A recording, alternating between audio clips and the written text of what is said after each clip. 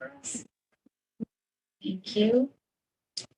All right, we've got the committee is all here, so I will call us to order at 7:01 p.m. Welcome, everyone. First up is commendations. Does anybody have any commendations? I have a commendation. All right. David, last meeting with us. I'm gonna make this short and sweet because I'm very good with the guys. But first of all, I want to thank you for your service on the committee for the past 7 years, past 4 that I've been lucky enough to serve with you. It's definitely been an interesting ride, to say the least. Some real highs and some lows that go along with it. But you and I don't necessarily always agree on the topics, but I feel like I always appreciate your perspective, and you just bring a different lens to every school committee issue that we have to deliberate here. And I think at the end of the day, we end up with a better solution and result because of that. Obviously, your biggest legacy is the Lucretia and Joseph Brown Elementary School. I think your leadership on that project delivered a state-of-the-art learning facility that this community is going to be able to enjoy for decades to come. So I hope you are immensely proud of that accomplishment and everything else that you've contributed to Marblehead over the past about 7 years on the school committee. What was it, a decade or so on the finance committee? Yeah. So I'm proud to have served with you. And I think personally, you and I probably would have never met had we not served in the school committee together. And although your time on the committee is coming to an end, I consider you a good friend, and I'm sure that will continue. So Very much. Thank you very much for that. Well, I've got some words too, somewhat similar. So we've come a long way. Our first year on the committee together was a bit rocky at times, that we did not usually agree. But I too am very grateful that we can hold different viewpoints outside of the meetings and then work together with the district administration to understand what is best for student achievement. And even when we don't end up quite on the same page, we're usually in the same chapter at this point, which is great. And so, each year has had its craziness, but I so appreciate the work that we have accomplished together. My fondest memory will always be working with you and Bill on the finance director search, finding Michelle Costa or finding us. It was so clutch to moving the district forward.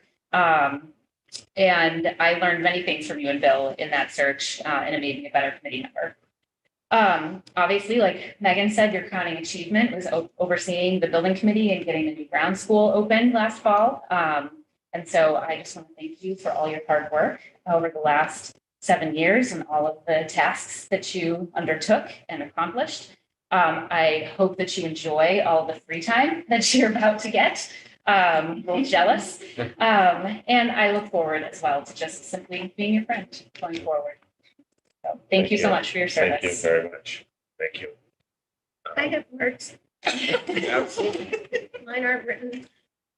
But we've spent a lot of time together, not necessarily here in the school committee, but on the building committee, which is We did. years now. And that was an amazing experience to work under you as the chairperson. And we will all miss you and everything that these ladies said. So thank you for. ditto. No, but thank you for serving the Marblehead community in the way that you have. Being a volunteer is a hard position, and you've done it with grace. So thank you. Well, I appreciate that. Thank you very much. And I think Sarah's got something Sarah? to say too. absolutely. Good evening, Sarah. Hi, David. I think anybody that is willing to throw their hat in and to do all the work that is required for this should be commended. It's, a lot of time, and the amount of time that you have put into the building is huge. I think it's fitting today that I bumped into Gene photographing the building today for his portfolio. So I hope you get one of those photographs and you can mat it and frame it. Great. Thank you. Thank you, Sarah. And thank you to,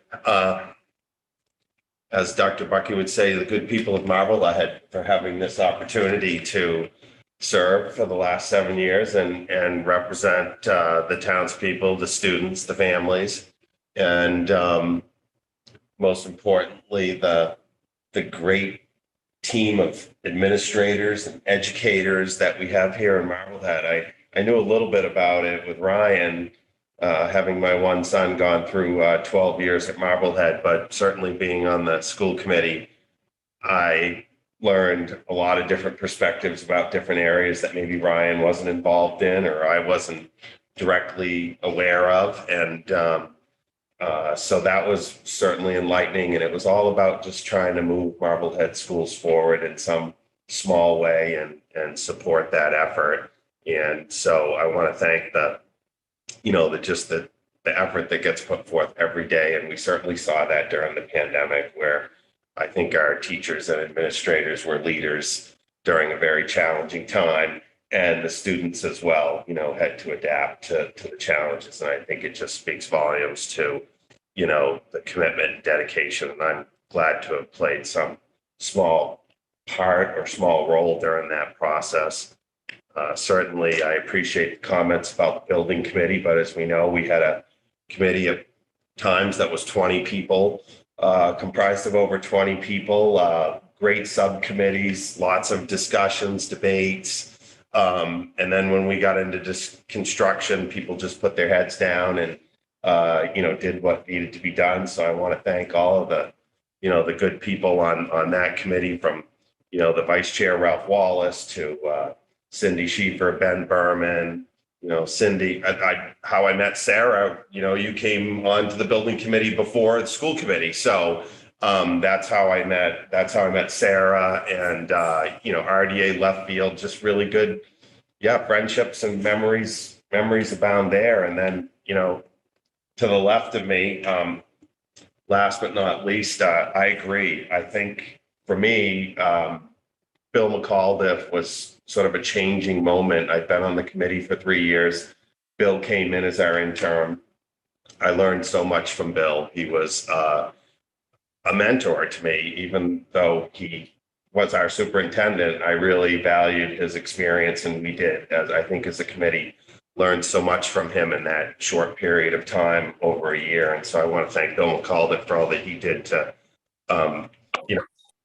help me as a school committee member, and as you say, finding Michelle, and of course, hired Dr. Bucky. That was the last step in the process of the last 2 years. I want to thank Dr. Bucky for the relationship that we've developed, and the openness that you've given me, and always been there, when there's been questions, discussing issues, and getting the Brown School, the last 2 years when you came on board, finalizing the Brown School project. So it's been a great ride. So thank you, everyone. And I'll be around. I'm going to find something to keep me busy, and hopefully if the townspeople are good enough to pass Article 1 and we need to put a new roof on the high school and I have some spare time, I'd be happy to, help out where I can in that area. So thanks. Thank you, everybody. And I was going to start out, but I sort of got caught up in all of the commendations. But, I need to thank my son Ryan, and my wife Ellen for allowing me the time. I mean, everybody knows we all have families, and Thursday nights and phone calls in the car, phone calls on Saturdays, whatever it is. I mean, Ryan saying, "Oh, another meeting tonight." But, I will say, there was a lot of flexibility there, and didn't miss out on, important events. But, thanks to Ryan, thanks to Ellen for being there and supporting me, and help, allowing me to have all the time that I needed to commit to the committee. Because without them, it wouldn't have been as fun a ride as it's been for the last 7 years. So, thank you. Thank you, David. All right, Yasin, it's a hard act to follow, sorry.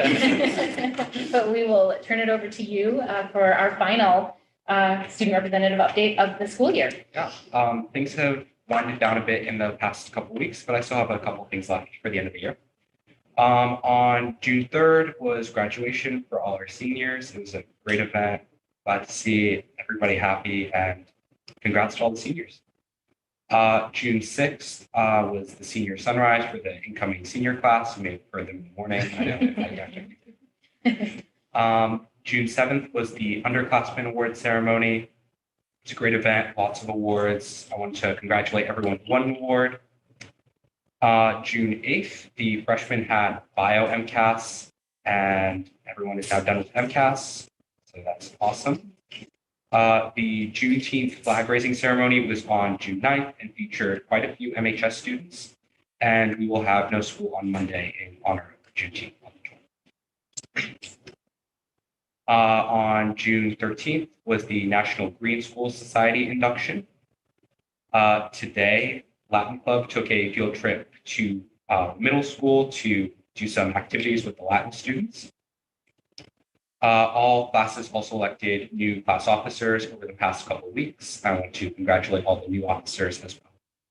And the 23rd will be the last day for us, and the 24th will be the last day for all staff. Oh, so close, so close. Right. Well, thank you very much, and we appreciate all of the updates that you've given us this year, and we look forward to having you back next year. And it's your senior year next year, right?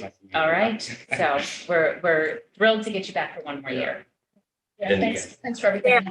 And if I may, I think we got caught up with David. I really wanted to commend Yasin. He had some pretty big shoes to fill. I think it's safe to say we were all so impressed with everything Dan had always brought to the table, but you have not disappointed, Yasin, and you have filled those shoes, and you bring a lot of information to the table, and I am eternally grateful for all your updates. Thank you. And Sarah, through the chair, if I could read a quick prepared statement. Just About Yasin Yasin, or going back? No, going back to the next agenda. Just Oh, hold on a second. I just wanted to say to Yasin, I'm trying to remember when I saw you in town, if this was related to spring break, but were you going to Bulgaria this summer, or was that spring break? This summer. You're headed to Bulgaria. Exactly. And how long will that be? 2 weeks. 2 weeks. Well, safe travels and Yeah, have fun, yeah. great Yeah. trip up to Bulgaria. Enjoy. Good luck finishing up the end of your school year. Thank you. All right, we will see you in the fall, See you in the Yasin. fall. Thank you. You guys. Summer. You too. All I right. make my summer plans feel like tiny. So that, Sarah, did you want to speak before public comment? If you're okay with that. Yeah, can we ask about what? It's about, I would like to make a comment in regards to a letter that was submitted to be read during public comment.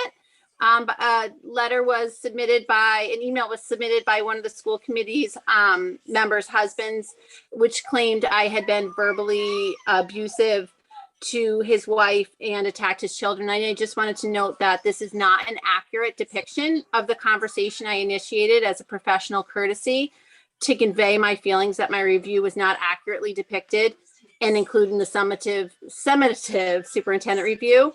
In past years, it was requested I address my concerns to these matters prior to the meeting, and I felt that that was what I was doing. I find this to be politically motivated and inappropriate, and I would like to move on with the agenda as scheduled and welcome anyone with questions or concerns to reach out to me at any time outside of the meeting. Thank you. So I do have that piece under the correspondence aspect, so we'll just kind of leave it there until the end of the meeting. So that does move us on to public comment. And so anyone who would like to make public comment, please use the raise hand function. Anybody in our audience who would like to make public comment, just can actually raise your hand. And then I would ask you to come to the front and state your name and address for the record.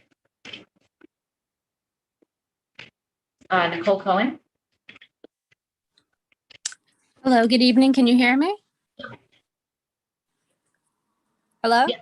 Yes, we can. Sorry. Okay, great. Thank you, David Harris, for your work. I regardless of how anybody feels about one's position in the school committee, it is a time-consuming and thankless job, so thank you. I'm not sure, this might kind of follow along with what Sarah Fox was saying. I did have a couple of questions.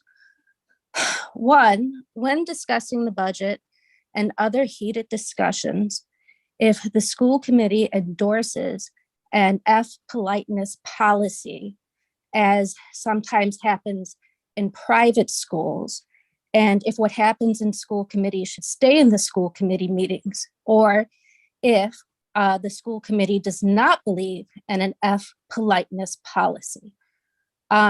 Second, when talking about the superintendent's review, I don't see anywhere that the school committee is addressing declining enrollment and teacher staff leaving in abundance.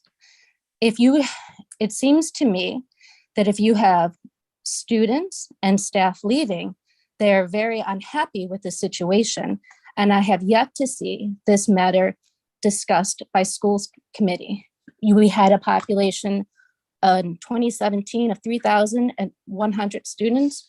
And in 2022, we had 2,600 students. Never have I heard or seen the school committee reach out to understand why we're losing teachers and staff. So again, my questions are, if an F politeness policy is in place, so we know how to proceed in the meetings tonight, and if you're going to address declining enrollment and teachers leaving. Thank you. Thank you, Nicole. Great, I don't have any other hands raised, so I will move us along to the consent action items. First up, we have the approval to declare vision equipment as surplus. Michelle, I will just kind of dish to you. We had a lengthy memo outlining that. Any highlights that you wanted? Did. Yes, just recently we have become aware that the state, the Massachusetts Department of Public Health, has recommended the basically discontinued use of vision testing machines in our schools for all age groups. And we currently have 6 vision machines on hand.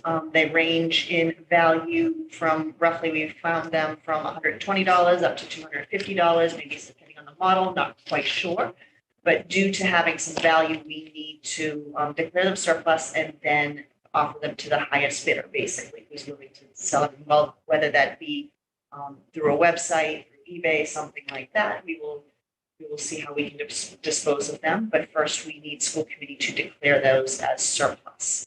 And I did attach the Massachusetts Department of Public Health guidelines, which basically outlines what the new protocol will be going forward. So I will just ask for the motion, and then people can ask any questions. So I'll ask for a motion to declare 6 Optech 2000 vision tester machines as surplus goods. So moved. Megan moved. Seconded. Sarah. All right, any questions? Okay. I know you have some.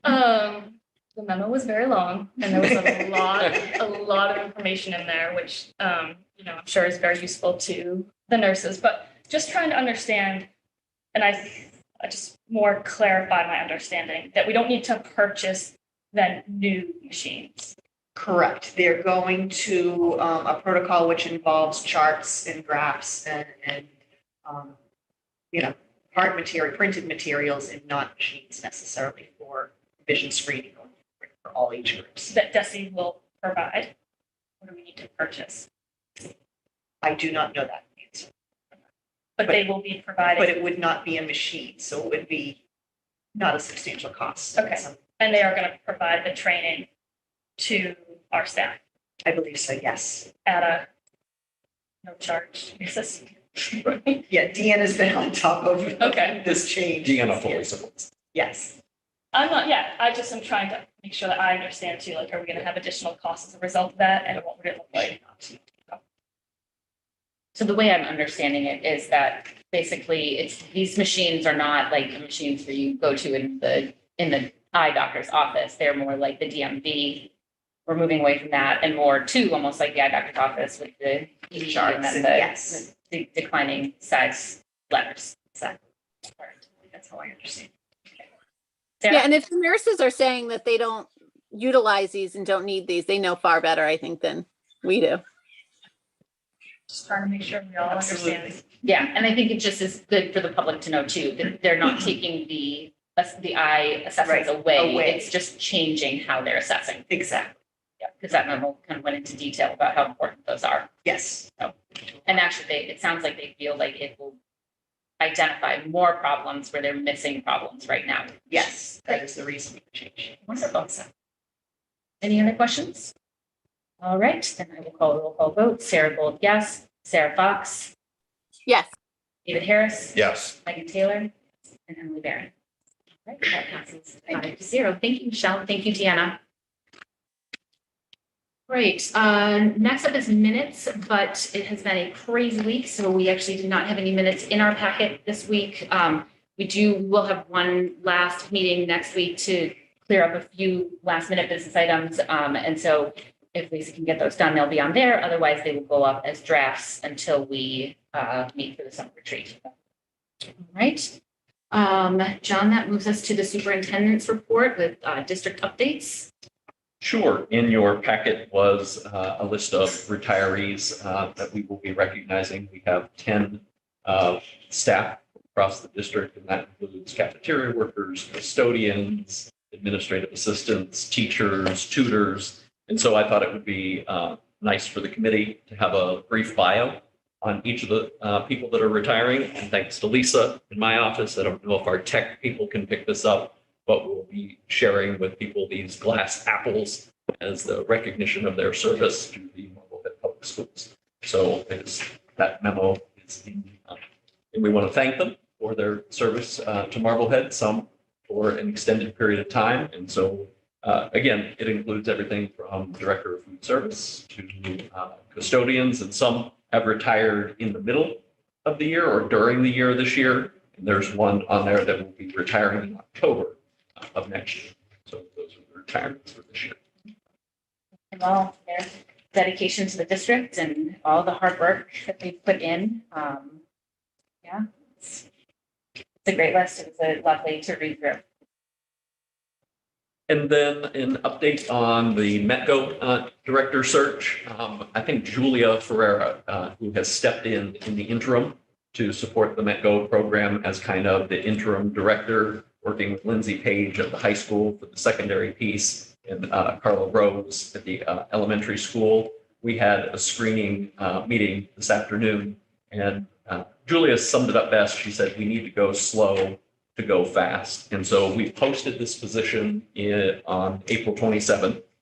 We then went into the METCO Inc. office on May 5th, and we solicited some input from families at that time. And they talked about the historical structure that had changed, that they thought could be contributing to some of the issues that we've been facing in finding a more permanent director.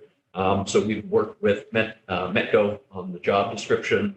That has, again, been posted since April 27th.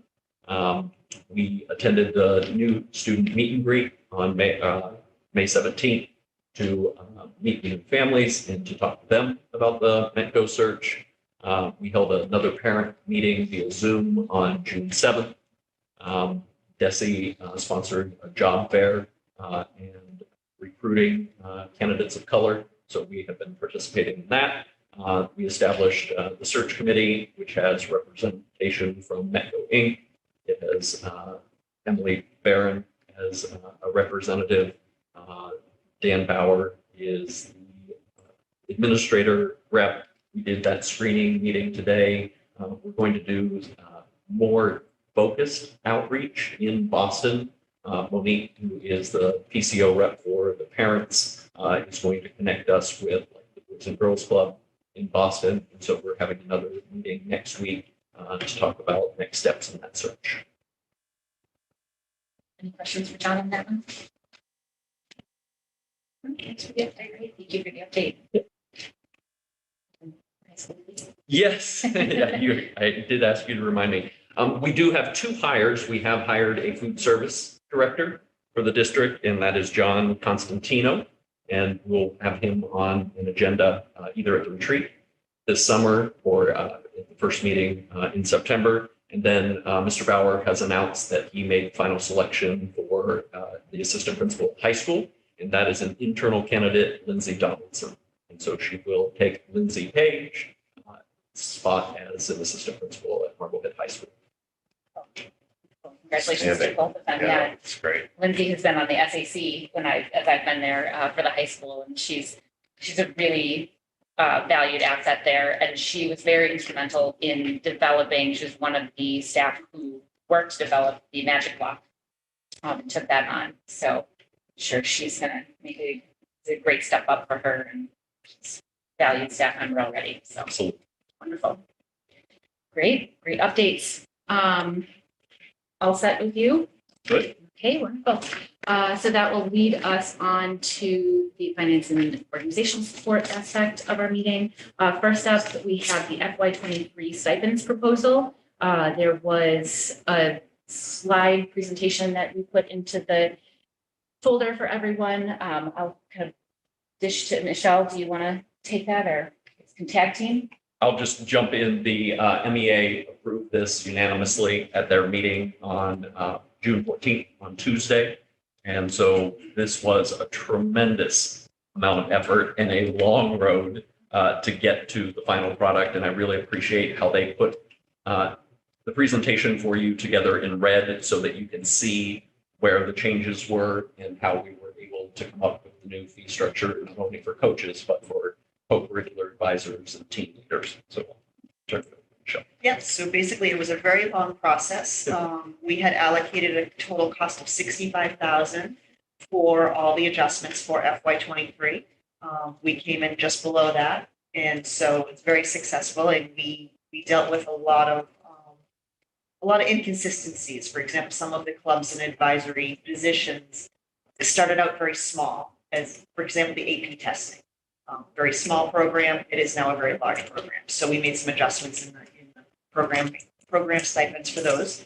And basically everyone is getting at least a cost of living increase. And going forward, the cost of living increase will apply to these stipends as well, beginning in FY24.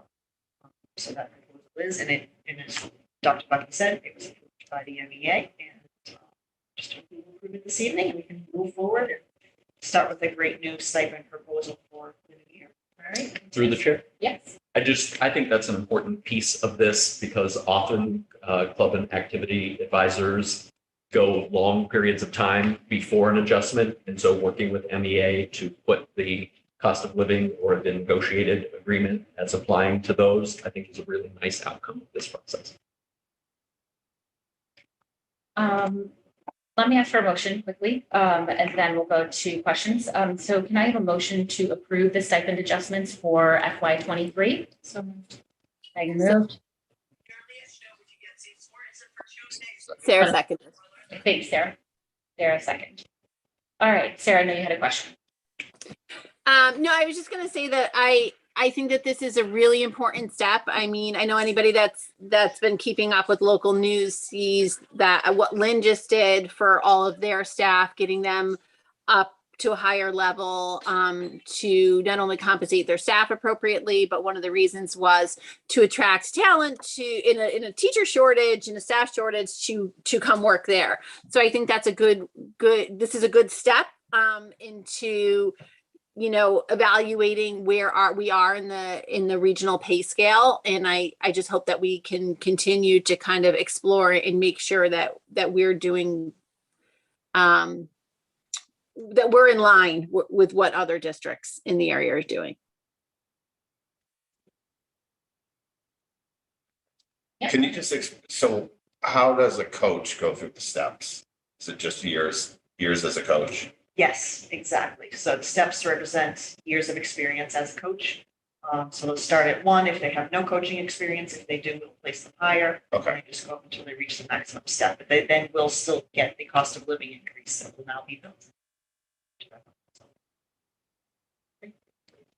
Thank you for all your work on this, Yeah. Michelle and John and Mary. Yeah, I know you guys have all been working on it for quite some time, so I'm happy to be voting. Seemed almost an impossible task back in November, December.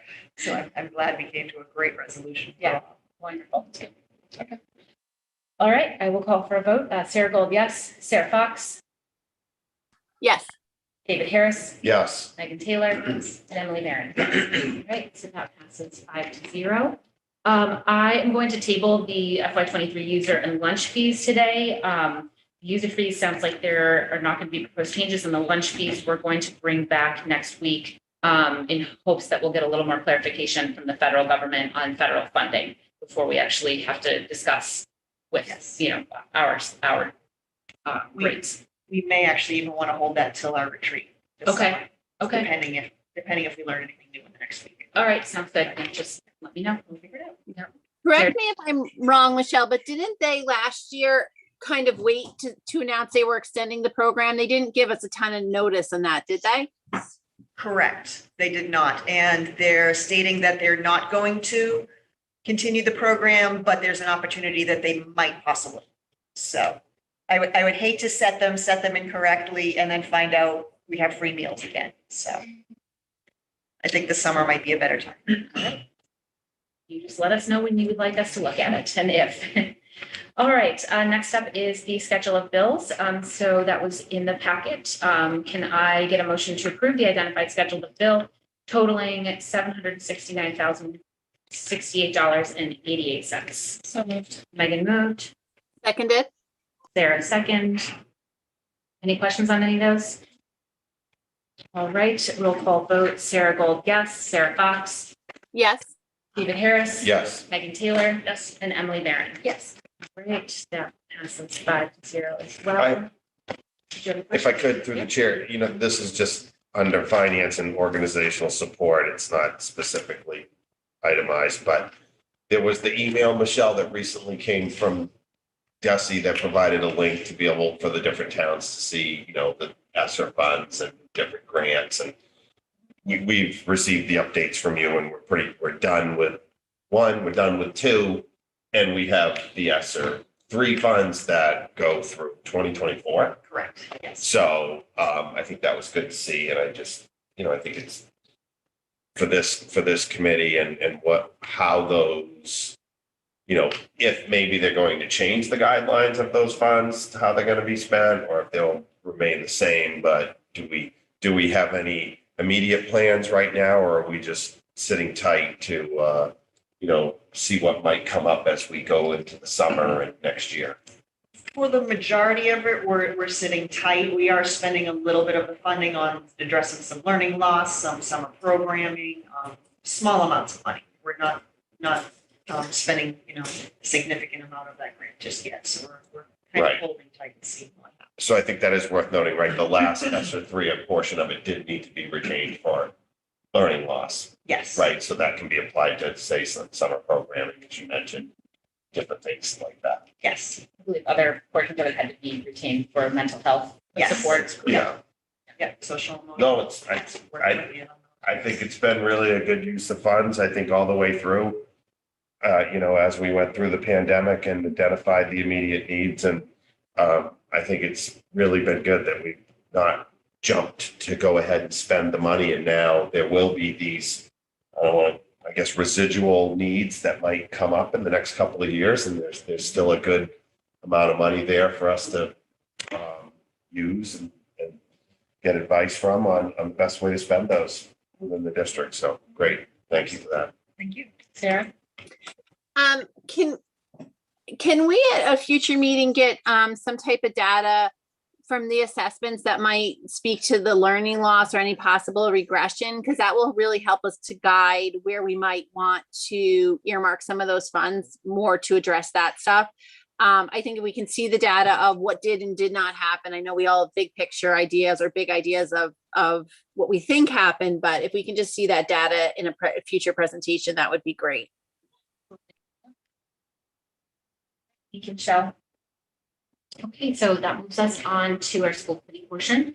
First up within this is the superintendent summative evaluation. So I'm going to dish to Emily because she and Lisa were the ones that we tasked with taking that on. And so I will let you open this Yes, conversation. Emily.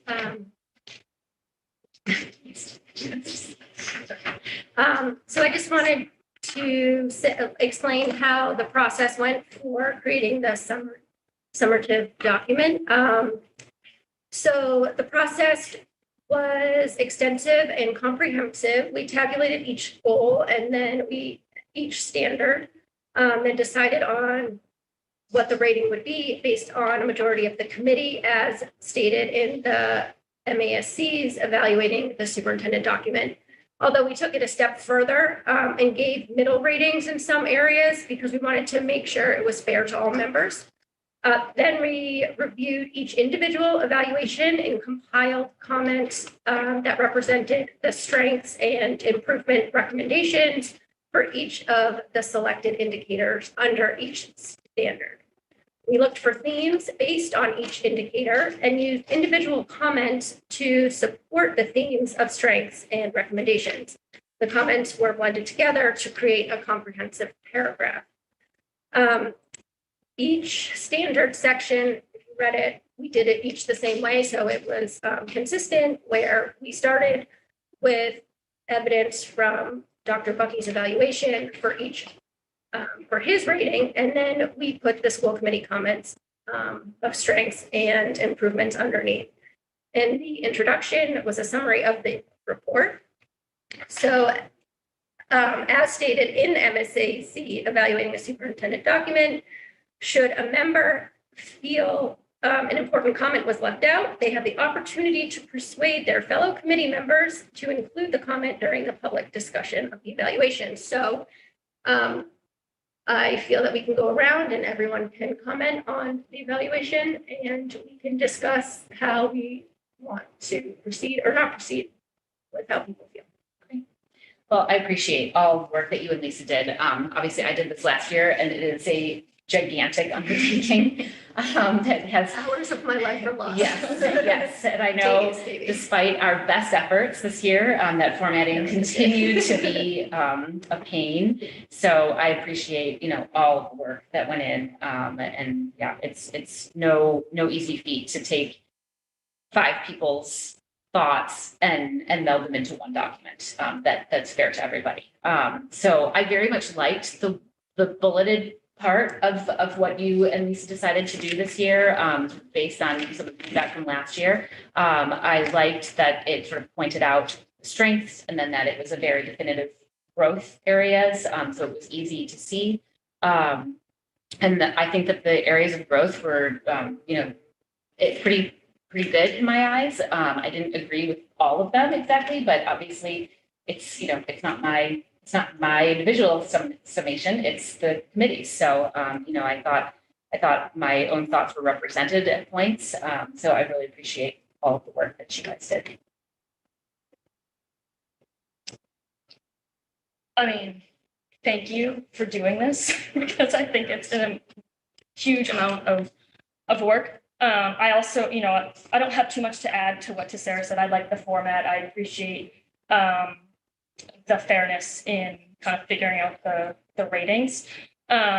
Reading through it, I think it's very balanced in terms of, what theme-wise, what Dr. Bucky has achieved this year, he and his team, and, areas for growth and opportunity for next year. So, yeah, I don't have much to add in addition to say anything that Sarah did. Just thank you. Sarah? Sarah, go ahead. Yes, so I had concerns that my particular voice seemed not expressed or heard. I can't speak to anybody else's voice. I think it's a hard line to walk with, knowing, if this was an appropriate portrayal of everybody without knowing what everybody said. I only know what I said, and I know that I don't feel that this was that this expressed my thoughts. So one concern, for instance, is in the areas that Dr. Bucky was given exemplary performance. In my mind, it's exemplary is something you see with a very seasoned superintendent. It is the level to which all others should strive to accomplish. And I think that it would be very hard for any I would venture to say impossible for anyone in a second year position in a job to rate an exemplary rating. So I have concerns that should only be seen when it's unanimous that everybody rated that area exemplary. So just because, the definition of exemplary. So I had some concerns with an exemplary rating unless it was given unanimously across all 5. And then there was a couple comments that I had felt strongly enough that I had reiterated at several points in my review. I think the most, the one I feel the strongest about was how I wanted it noted in there that I had requested a staff survey to be able to very effectively evaluate the goals of professional leadership, and that request was denied. And I would just ask that be added if it's to the will of the committee, and if it's not, that's to the will of the committee. Can I comment on that? Sure. I think the staff survey is something that as a committee, we need to speak about. I don't think it has any relevance to the evaluation of Dr. Bucky's performance. That's a conversation we need to have, and it does not belong in his evaluation. It's one we can absolutely have. We should talk about it in our summer retreat, as in terms of how this process lays out going forward next year. In terms of the exemplary, for all the ratings, what we agreed on was that it would be calculated based on the majority. So if we want to change that, we can, but we never discussed or agreed on if it's being exemplary, it's unanimous.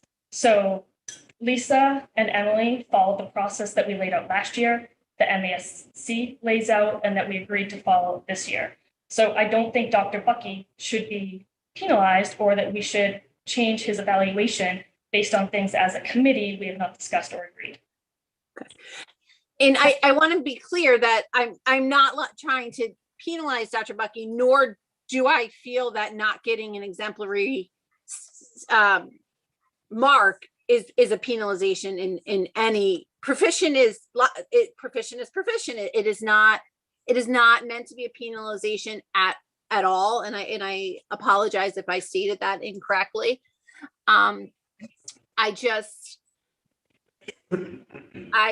I don't feel my voice was heard in the review or reflected. One concern I do have is, and I don't know what everyone's feeling is, as far as after, my understanding is after the meeting commenced tonight, or at some point tonight or tomorrow, the individual reviews will be made public. I have not been able to see anybody else's review, just as the public has, and it's just, I'm sure you guys have not seen each other's. So it is hard for me to vote to approve something that is summative without seeing the parts of the sum, if you will. So I would ask that we be able to be given the opportunity, now that we have deliberated on this and it would not be breaking any open meeting laws, to have a chance to review the individual statements, to look so that when we vote on approving the summative, we all can be voting saying, yes, this is, in my opinion, a true summary of everybody's statement. So Are you implying that it's not a true summary of everybody's statement? No, I'm not. I'm just, I don't know. I can't say, because I haven't seen everybody's. I've only seen my part, and I don't feel it's reflective of my part, but I haven't seen anybody else's. This is the process that is laid out by DESE, and we have followed it. And it's the same process that we followed last year, and that we all agreed that we were going to follow this year. As you know, Sarah, we are not allowed to see everybody's individual summary or evaluation prior to meeting, because it would be a violation of open meeting law, which is why nobody's seen it, and why we assigned Lisa and Emily to take the responsibility and the enormous amount of work that it takes to compile this. And as committee members, we all have to show a certain amount of trust and respect to each other, that if we assign someone or someone volunteers to take that time and do the role, that we trust them to do it to their best and most fair ability. And I, for one, 100% trust and support Emily and Lisa that they have done this in the most fair and comprehensive way possible. For that reason, I'm sorry, but I'm just going to motion that we approve Dr. Bucky's evaluation as it stands. So Megan has made a motion to approve the evaluation. Can I get a second? Second for further discussion? Yes, we sure. Sure. Yes. Right. No, thank you. For the work that goes into, it started with Dr. Bucky's summative, with all of the examples that he put forward. And it was, as I said to someone, it was an eye opener. I think that might have been my wife, talking to her when I was like, wow, it was just like all these things that I'm aware of, but yet there's so much else because it's Dr. Bucky's full-time job. And, we do this as a part-time job to have this refresher and included of the videos to see the little slideshow of all the different events Dr. Bucky attended throughout the year and were, examples of, just all of the things that go on in a district when you have, over 2,600 students. And so I thought, the process clearly is a good opportunity to, look back over the year and review the progress of the superintendent. And we've come to, how should I say it? Deal with the format that it's in, and it works. And so, I think in ways, Sarah, there were some things, you're right.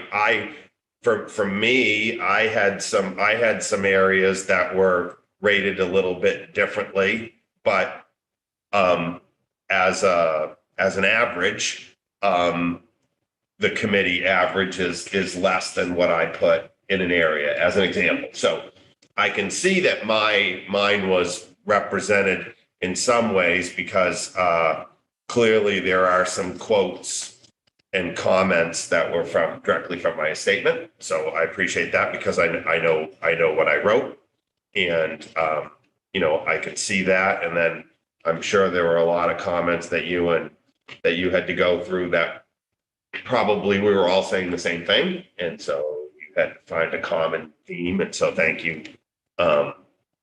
Thank you for pulling that together.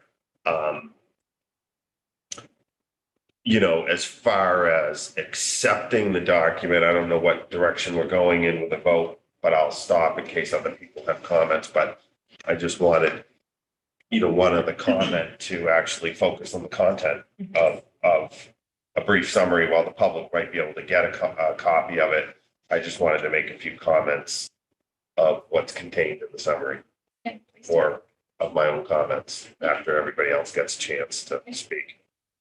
So I think, the way that I viewed the ratings wasn't sort of that exemplary as the end all be all. These were very specific goals that were set forth. And I guess in the way I always see evaluations is for many of the goals and things that anyone sets for themselves, you can kind of reach those goals, but they're usually an ongoing thing. I think maybe even within education and sort of human service type situations. I don't know. I don't think of exemplary as like a panacea has been reached. So that's how I've kind of processed that. And so I think, I think I did give Dr. Bucky an exemplary or two. I didn't give them lightly for sure.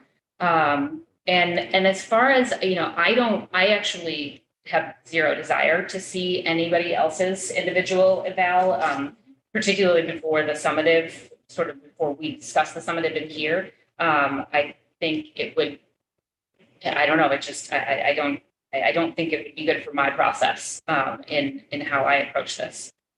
So, I think, again, like I said at the beginning, I think I'm represented. I don't think that my voice is overwhelming in any way, and I think that's the goal of it. So. Yeah, it's very clear that we're supposed to be evaluating Dr. Bucky on the goals that we set for him at the beginning of the year. And that is what, I used to determine his ratings. Did he meet the goals that we set out for him? And we had very clear goals with very clear actions that needed to be completed in order to meet those goals. And how did he measure up against those? And I think that's represented here. I don't know if it's worthwhile. I know, David, you mentioned kind of calling out some themes, or Emily, if there were themes that are worthwhile mentioning, just to put you right on the spot. But I mean, there were, reading through it, there were themes, like I said, of great work that's been done this year, because there has been a lot of great work, especially in curriculum and instruction, communication. We've done a lot in diversity. The budget obviously was probably one where he got the highest marks, just kind of not only getting up to speed on the process this year, but really taking it to the next step and being very collaborative with the community and the leadership team, and consistent in, what the district needs and how to, communicate that out to the community. And obviously, that will lead to next Tuesday. So there were probably themes on the opportunities to just speak to that. Yeah, so there was themes for both. So some people's comment maybe was the direction that theme went in, but there was also themes, and a lot of people said the same things about recommendations and improvements for next year. So if it wasn't exactly stated the way that an individual stated it, the theme goes right back to it. And I do want to say that I offered to edit anything that Sarah wanted to hear her voice, because I know it's hard when you are one and a lot of that one out that's different than everybody else.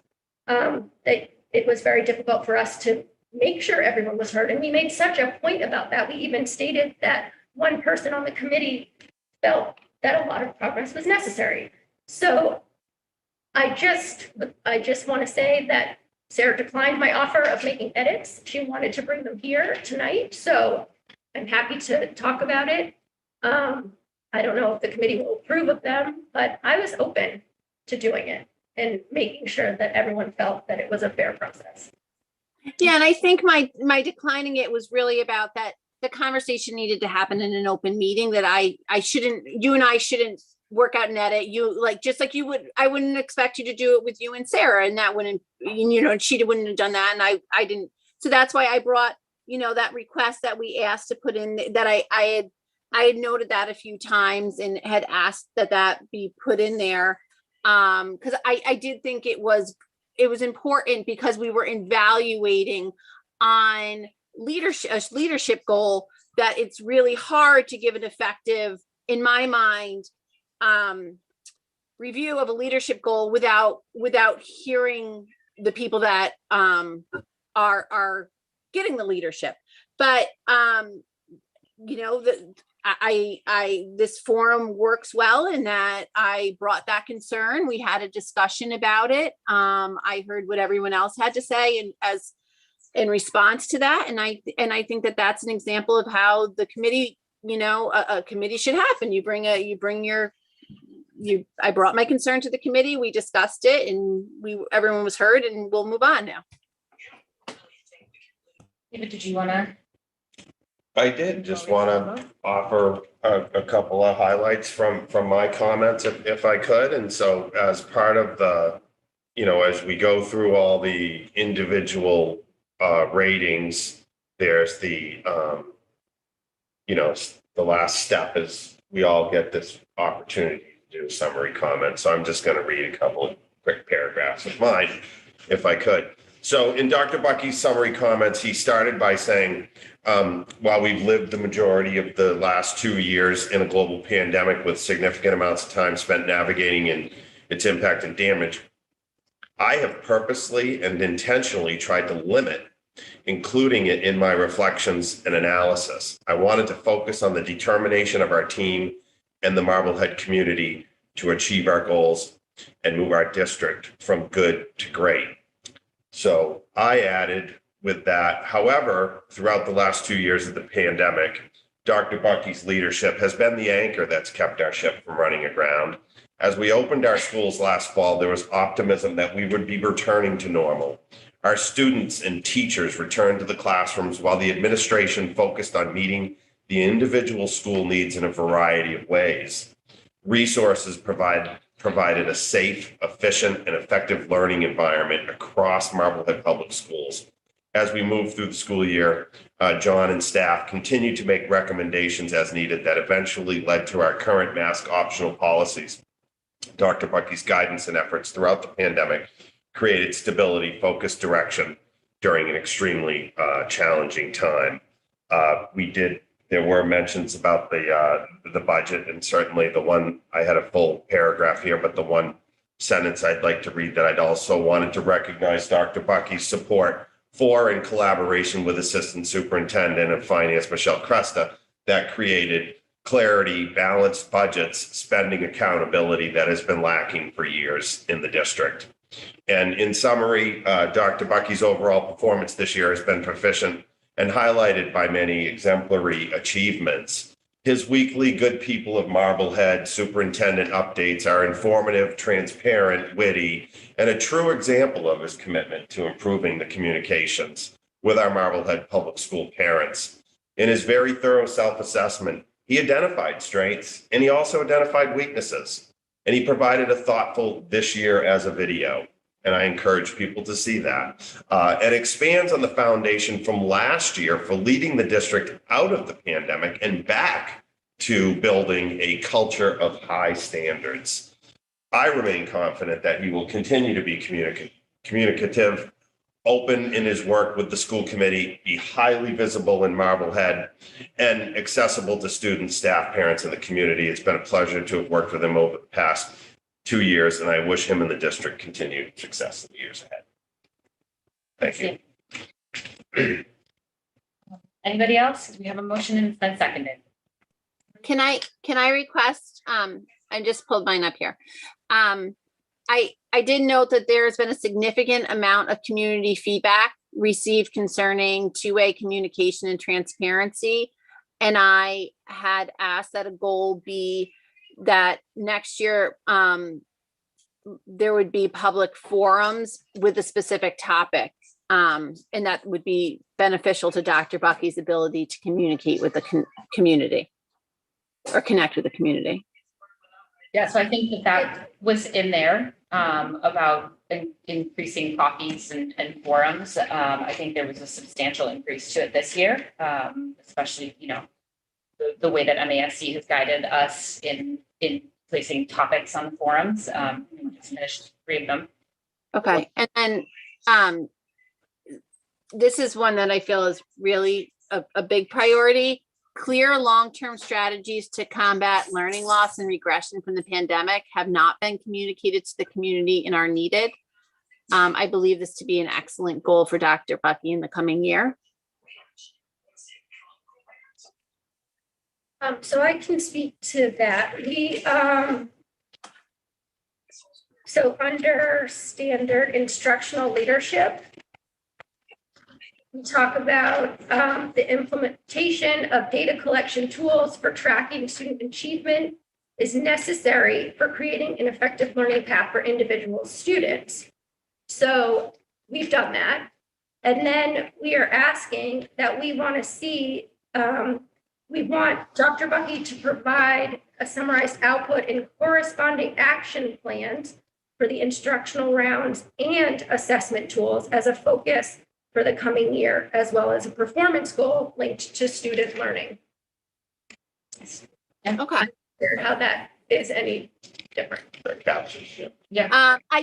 think that learning loss in particular and regression is a very important concern in our community. And I'm not sure that it's been addressed per se this year directly.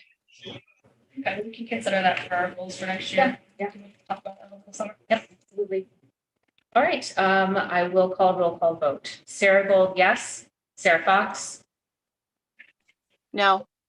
David Harris, Yes. Megan Taylor, Yes. and Emily Barron. So Sorry, it's 4-1. can I just ask why you voted no for it? Because everything we just talked about, has been addressed. So I'm just curious why. It's really the ratings. And there were several times in there that it said that ratings were given unanimously. And I can tell you emphatically that was not my rating and it wasn't unanimous. And it could have been a typo and it could have been something else, but I did have the conversation with Emily, and what she relayed was that, they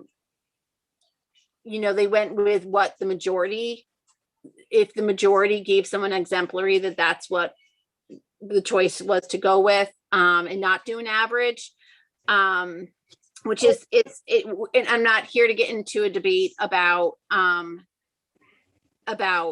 procedure, because I think that this summer, whether I'm part of the committee or not, I think to do some more professional development for the committee and to really outline our strategy and have a clear idea might be really helpful. But But MASC says to go beyond just doing an average and to pick the majority. It's literally stated in there. So we did what I know that you're supposed to get rid of any outliers, but again, if it, say that. I can't speak, I can't, what's very hard for me is, it's hard for me to say that I know that this is reflective of the summary of a part that I have no idea what the parts are. And that's just from a data collection point.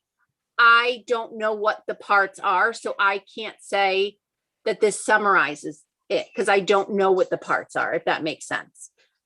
Well, so what I would say is you're voting no.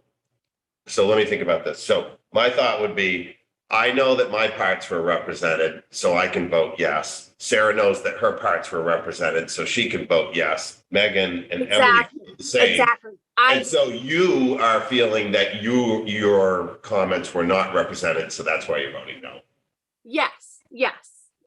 And it's, and Okay. if I only see one piece and don't see the rest, it is hard to say if this is from a data collection perspective, if I only see one piece and I don't see that it's reflected in this, and without seeing the other pieces, I just in any fidelity cannot vote that this is reflective. And I think that we're getting in the weeds. We've cast our vote. We've moved on. The vote is carried.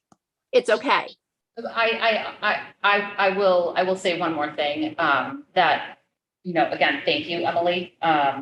I can remember how this felt last year, when it felt as though the work that I was tasked with doing with Lisa, was made to seem that it didn't represent the entire committee. And I think that is a reflection on a lack of trust. And I think that's just unfortunate. So let's just note that wherever it says unanimous, it's actually the majority of the committee. And that's how a committee works. Okay? That's how a And we committee can works. just add that note. And that's completely okay. It is okay for there to be a dissenting voice. It doesn't mean it's oppositional. It just means I'm looking at it from a different point of view and don't feel I have the data I need right now to cast my vote in a different direction. And if I make a different after I review. And I apologize if anybody thinks it's an attack or an affront. And I can just say that I didn't have the data to, as David just pointed out, I don't have the data. That he surmised it very well. Thank you. I hear that as the only way you'll ever approve it is if you do it. So, yeah, sure. No, it's all you next year. All right. So I think is there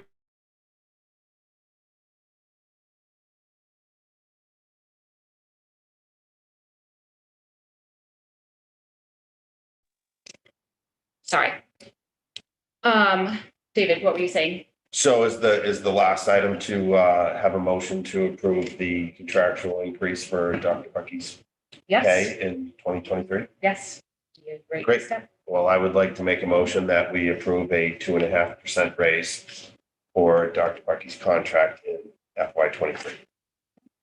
David has made a motion for a 2.5% increase. Is there a second? I'll second it. All right, second. No, I don't second that shit. Don't second that shit. That's fucking You speak. retarded. Wow. Yeah. Do not unmute yourself. What? What'd you say?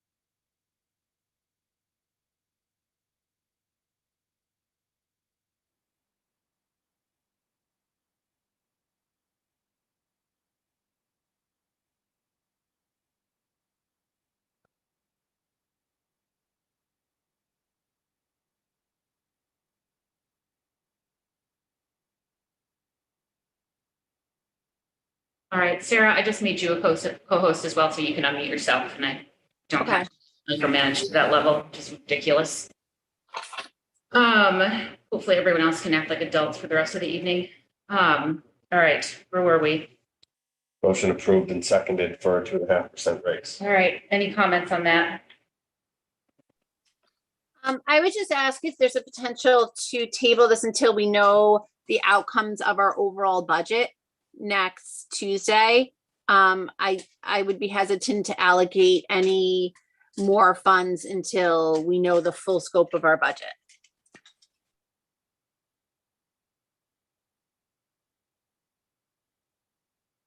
Motion been seconded. Yeah, I I guess don't- that's a comment rather than. I guess I would amend the motion Or- to postpone, I would amend the motion to postpone the vote until the school committee preceding the ballot vote, so we have the full scope of our budget. So the motion is that the superintendent be the only employee in the district not to get a raise. Nope, the motion is to know the full scope of our budget before we allocate any further funding beyond what we passed at town meeting. We'll let the record show that we passed at town meeting a budget that does have funding to give the superintendent a raise. And he would be the only one without a raise if that motion were to be seconded and approved. So that would be my comment. She's made a motion to amend, I guess. Is there? Going back to the chair, sorry. Yeah, is there a second to the amendment? Okay, no second to that amendment. So I will move for a vote, a roll call vote. Sarah Gold, yes. Sarah Fox, No, David Harris, Yes. Megan Taylor, and Emily Barron. Yes.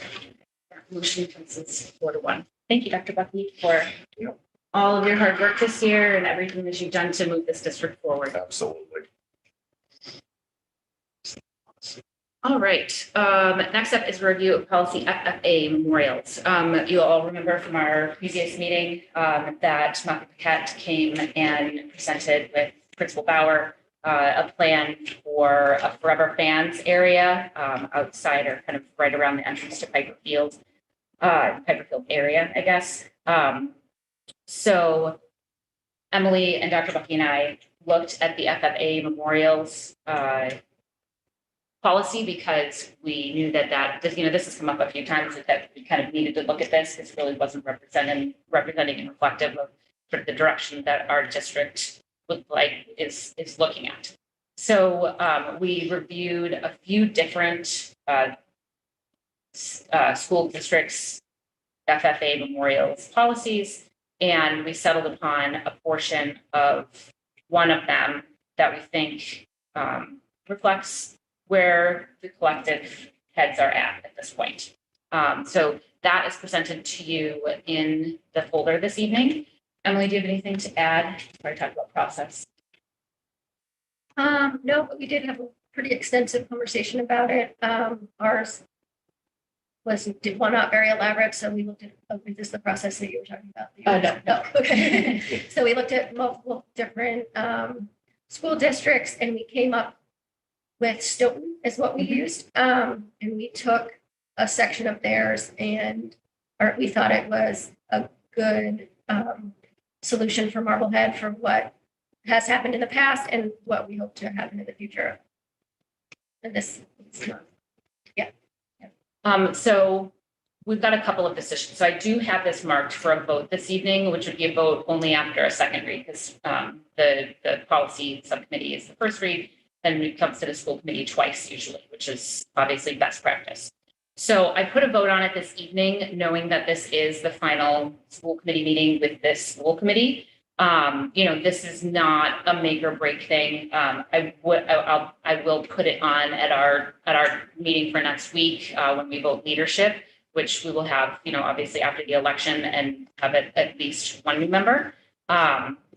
So that's the only kind of drawback to pushing it for a week. I do think we should get it done so that, as Muffy talked about, the work that's going to go on over the summer. And so I do want us to keep moving this forward.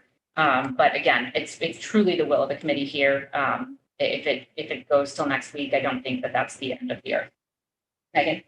You know what I'm gonna say. I do. I say it like, I feel like I personally have been a real stickler with Dr. Bucky about being consistent in the process we take.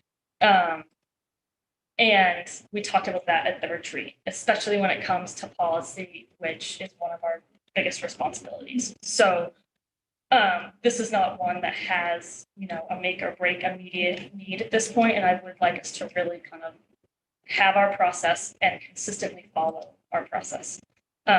It's not to say that I disagree or agree with the policy. I just want to make sure that we, like I said, consistently follow the process that we put in place so that we're doing that across the board with all our processes. Anyone else that's there? Sarah? In the past, any memorial needed to be approved by the school committee, but the verbiage here does not require the school committee to approve a memorial, but only to approve the removal of a memorial. I think that it might be appropriate to also have school committee approve memorials as well, if there's no objection to that. Yeah, no, it's interesting. As I was writing it up and making these changes the other day, I noticed that same thing, and I looked back at our current memorials, and it doesn't say it explicitly either. So I'm not opposed at all if we want to add, that approval, any permanent. So let's see, any permanent memorials in existence, and then approval of any memorials be made by a vote of the school committee. Does that sound good, or how do you want to wordsmith that? Any addition or removal of any permanent memorials requires a school committee vote. Addition Or removal of a permanent memorial shall require a vote of the school committee.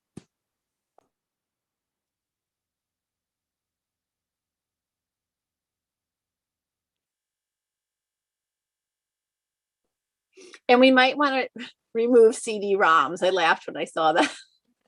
I would take that out too. Again, things that we didn't discuss in the subcommittee meetings, as I looked at, I was like, okay, guess that's staying in. All right. Okay, so we will wait the week. I will make these additional changes. Sorry, David, you're not going to get to vote on this one. And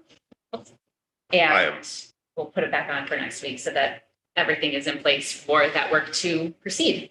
Disappointed that shrubs and trees are being discouraged, but I thought, I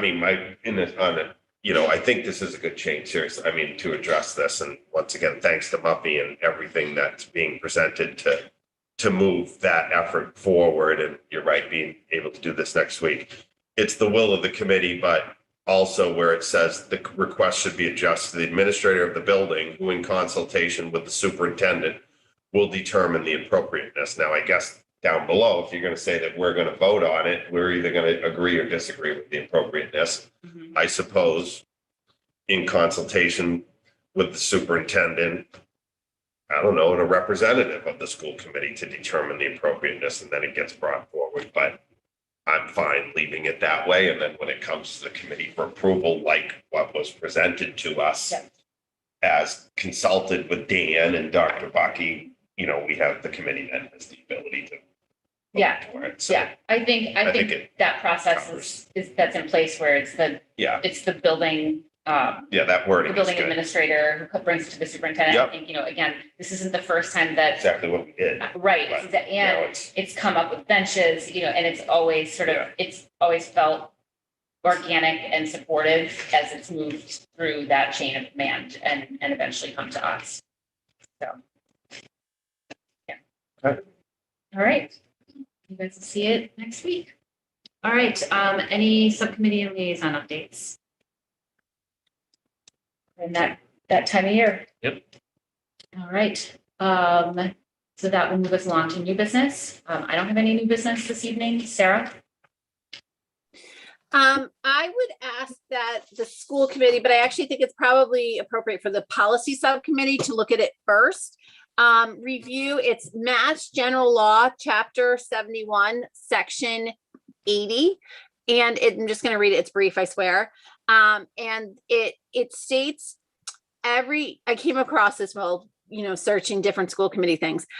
Every teacher employed in any public school whose duties commence prior to 12 o'clock noon shall be allowed a 30-minute lunch period between the hours of 10 o'clock in the forenoon and 1 o'clock in the afternoon, and shall not be required to perform any duties during their lunch period, provided, however, that the provision in this section shall apply only in the city or town which accepts this section by vote of the school committee. I think it's just a formality that we have never voted to accept this. So I would just like us to follow through on that formality to give our teachers that 30-minute lunch. It's just it's not a policy we have because it requires, it seems silly, but it requires a vote of ours. And I just came across it and I thought it's something I'd like the policy subcommittee to look at adopting. Okay, that can definitely be done with next session's policy committee. I think that would probably be done in conjunction with looking at language within the contract as well. So, but I know that there's, kind of multiple things that have been kind of discussed about that moving forward. So, yep. Sounds good. All right. Correspondence. So we have 3 pieces of correspondence. One was noted in public comment. First up, I wanted to give everybody a heads up that we won't make any decisions on this week because, again, we'll have a new committee next week. But the MASC and MASS joint conference in the fall, there's a sign up where you are able to get a reduced fee if we sign up, I think, before July something. And so I want us to look at that next week and have people think about whether or not they'd be wanting to go to that, and so that we can purchase things before the rate goes up. So I just wanted to highlight it this evening so that everybody was aware. The other 2 are of concern. They came to me and John, and so I struggled with what to do with them, but I also am not, I don't think it's my job to not put things forward to the full committee. And I wanted them to be entered into correspondence because they do deal with protocols and operating rules. And I want the committee to take note and all focus on our roles and their boundaries. So that's what I have to say about that. Can I say something? Yeah. I have to be honest, I was really disappointed in what I read in both of those submissions. As members of the school committee, we have very specific and defined roles. As school committee members, what we're responsible for, as we all know, those are determined by state. And we also have operating protocols that as a committee, we create, we vote, and we sign them. And therefore, we are responsible to hold ourselves accountable to live up to those protocols and to adhere by our roles and the behavior that we expect from each other. Our roles are defined so that situations like this do not happen. We have boundaries in which we need to operate. And I personally support our staff, and I want our staff to know that I support them and that I believe in them. And we can't put our staff in this type of situation. In addition, we have to treat each other with respect, and we have to have trust for each other. And those are all outlined in our operating protocols, as are how we treat Dr. Bucky and how we communicate with staff. And we need to follow those. We need to hold ourselves accountable, and we need to hold each other accountable. And I expect that going forward, we all do that.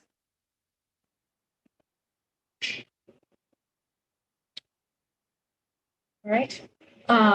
That moves us to adjournment. So I will adjourn us at 8:21 p.m. Thank you, everyone.